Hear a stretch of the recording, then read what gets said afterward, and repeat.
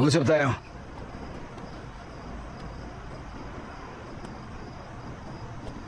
Dapat kalimutan mo ang pamilyang iniwan mo sa Quiapo.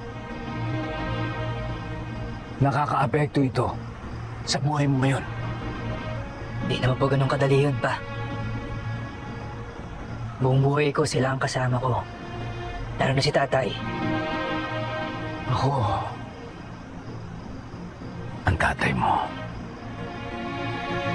Ako ang nagbigay sa iyo ng karangyaan na hindi mabibigay ng mga diba-diba. Ako ang nangako sa iyo ng kaharian. Kaya, dapat